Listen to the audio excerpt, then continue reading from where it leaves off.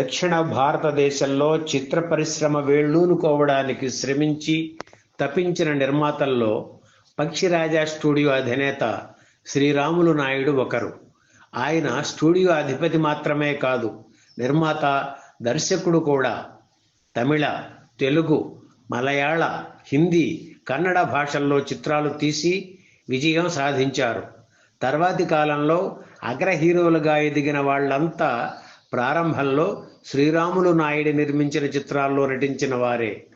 ఆయన పూర్తి పేరు సుబ్బారాయులు మునుస్వామి శ్రీరాములు నాయుడు. తాత పేరు, తండ్రి పేరు కూడా ఇందులో ఉండడం విశేషం. ఆ పేరుకి సంక్షిప్త రూపం ఎస్ఎం శ్రీరాములు నాయుడు. కోయంబత్తూరులో నెలకొల్పిన పక్షిరాజా స్టూడియోలో శ్రీరాములు నాయుడు చిత్రాలు నిర్మించేవారు.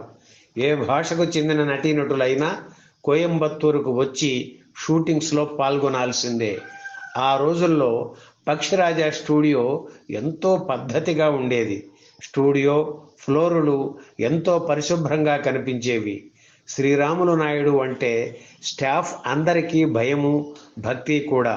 అందరినీ ఆయన ఆప్యాయంగా, ప్రేమగా చూసుకున్నా పని విషయంలో అశ్రద్ధ చూపిస్తే సహించేవారు కాదు శ్రీరాములు నాయుడు. 2.5 దశాబ్దాల తన సినీ జీవితంలో శ్రీరాములు నాయుడు 15 చిత్రాలు నిర్మించారు. మరో 15 చిత్రాలకు దర్శక నిర్మాతగా వ్యవహరించారు. ఎన్టీఆర్ హీరోగా కేవీ రెడ్డి దర్శకత్వంలో రూపుదిద్దుకున్న జగదేక వీరుని కథ చిత్రానికి మూలమైన తమిళ చిత్రం జగదల ప్రతాపన్కు దర్శకుడు శ్రీరాములు నాయుడే. ఎంజీఆర్, ఎన్టీఆర్, కరుణానిధి ఇలా తదనంతర కాలంలో ముఖ్యమంత్రులు అయిన ఈ ముగ్గురు విశిష్ట వ్యక్తులతో సినిమాలు తీసిన అతి కొద్ది మంది నిర్మాతల్లో శ్రీరాములు నాయుడు ఒకరు. అంతకుముందు కొన్ని చిత్రాలు తీసిన 1950లో వచ్చిన ఇలై పడిపాడు సినిమాతో నిర్మాతగా మళ్ళీ యాక్టివ్ అయ్యారు శ్రీరాములు నాయుడు.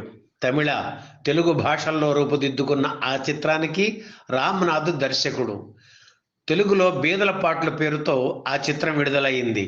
దక్షిణ భారతదేశంలోనే తొలిసారిగా ₹1,00,000 పారితోషికం ఈ చిత్రంతోనే నాగయ్య గారు పొందడం విశేషం.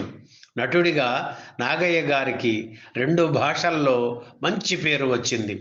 తిరువాంకూరు సోదరీమణులు లలిత, పద్మిని ఈ సినిమాతోనే పరిచయమయ్యారు.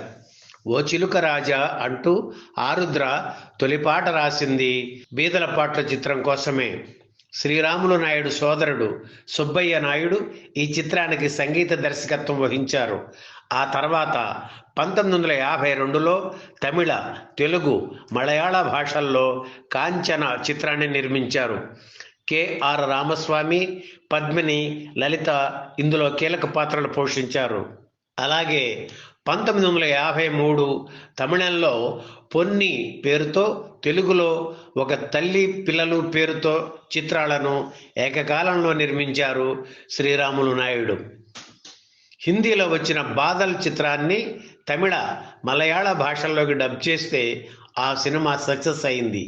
అది రాబిన్ హుడ్ కథ లాంటిది. ఆ ఫార్ములా బాగుందనుకుని ఆ ధోరణిలో ఉన్న ఒక తమిళ నవల కొని మలై కళ్ళన్ పేరుతో స్వీయ దర్శకత్వంలో నిర్మించారు. ఎంజీఆర్, భానుమతి ఇందులో జంటగా నటించారు. ఆ విజయోత్సాహంతో అదే చిత్రాన్ని అగ్గిరాముడు పేరుతో తెలుగులో తీశారు శ్రీరాములు నాయుడు. ఎన్టీఆర్ హీరోగా నటించిన ఈ చిత్రంలో భానుమతి కథానాయిక. పాతాళ భైరవి చిత్రంలో తోటరాముడు పాత్రతో అందరికీ దగ్గరైన ఎన్టీఆర్ తొలిసారిగా రాముడు టైటిల్తో నటించిన చిత్రం అగ్గిరాముడు.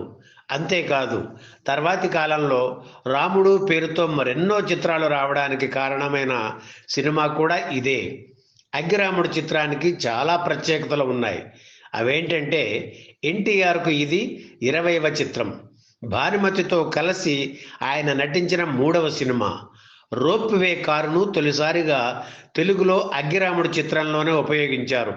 పతాక సన్నివేశంలో చిత్రీకరించిన రోప్ వే కారు చేజింగ్ ఆనాటి ప్రేక్షకులను విశేషంగా అలరించింది. హోగెనకల్ ఆ పరిసర ప్రాంతాల్లో అవుట్డోర్ సన్నివేశాలు చిత్రీకరించారు. బుర్ర కథ చెప్పడంలో ప్రసిద్ధి చెందిన నాజర్ దళంపై చిత్రీకరించిన అల్లూరి సీతారామరాజు బుర్రకథ ప్రేక్షకుల్ని ఎంతగానో ఆకట్టుకుంది. క్రమశిక్షణకు ఎంతో ప్రాధాన్యం ఇచ్చే వ్యక్తి శ్రీరాములు నాయుడు అని ఇంతకు ముందు చెప్పుకున్నాం కదా. దానికి ఉదాహరణ ఈ సంఘటన. అగ్గిరాముడు చిత్రం షూటింగ్ కోయంబత్తూరులోని పక్షిరాజా స్టూడియోలో జరిగింది. ఒకరోజు తను చేయవలసిన పని ఇంకా ఉండగానే ఉన్నట్లుండి మద్రాసు వెళ్ళిపోతానని శ్రీరాములు నాయుడికి చెప్పారు భానుమతి.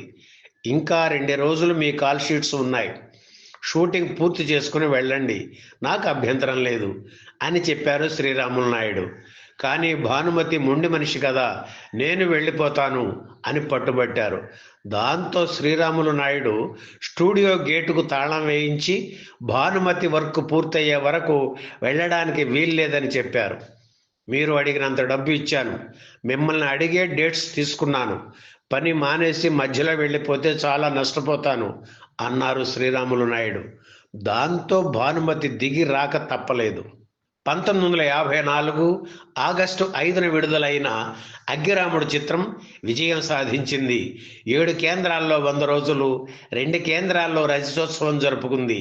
అగ్గిరాముడు కూడా హిట్ కావడంతో ఇదే సినిమాను దిలీప్ కుమార్, మీనా కుమారి జంటగా ఆజాద్ పేరుతో హిందీలో నిర్మించారు శ్రీరాములు నాయుడు. దక్షిణ భారతదేశంలోనే తొలిసారిగా దిలీప్ కుమార్, మీనా కుమారి సహా మొత్తం నటీనటులు, సాంకేతిక సిబ్బందిని కోయంబత్తూరుకు తీసుకువచ్చి షూటింగ్ చేసిన ఘనత శ్రీరాములు నాయుడిదే. కేవలం 3 నెలల్లో 3 షెడ్యూల్స్లో ఆజాద్ చిత్రాన్ని పూర్తి చేయడం విశేషం. 1955 జూలై 1న విడుదలైన ఆజాద్ చిత్రం కూడా ఘన విజయం సాధించింది. ముంబైలోని మినర్వా థియేటర్లో 36 వారాలు, కలకత్తాలోని ప్యారడైజ్ సినిమాలో 40 వారాలు ఆజాద్ చిత్రం ఆడడం విశేషం. ఆ తర్వాత కళ్యాణ్ కుమార్, మైనావతి జంటగా కన్నడంలో బెట్టడ కళ్ళ పేరుతో ఇదే చిత్రాన్ని తీశారు శ్రీరాములు నాయుడు. 1957లో విడుదలైన ఈ సినిమా కూడా హిట్ అయ్యింది. అనంతరం ఇదే కథతో సత్యన్, రాగిణి జంటగా మలయాళంలో తస్కర వీరన్ చిత్రాన్ని నిర్మించారు శ్రీరాములు నాయుడు. 1957లో రిలీజ్ అయిన తస్కర వీరన్ చిత్రం కూడా విజయం సాధించింది. ఇలా 5 భాషల్లో విజయం అందుకున్న శ్రీరాములు నాయుడు సంతృప్తి చెందలేదు. సింహళ భాషలో శూరసేన పేరుతో ఇదే కథను సినిమాగా తీశారు, అక్కడ కూడా విజయం సాధించారు. ఇలా ఒకదాని తర్వాత ఒకటిగా ఒకే కథతో 6 భాషల్లో సినిమాలు తీయడం, అన్ని చోట్ల విజయం సాధించడం, వాటన్నింటికీ తనే దర్శకత్వం వహించడం వంటి అరుదైన రికార్డు నెలకొల్పారు శ్రీరాములు నాయుడు. ఈ వీడియో మీకు నచ్చితే లైక్ చేయండి, షేర్ చేయండి, వెంటనే సబ్స్క్రైబ్ కూడా చేయండి.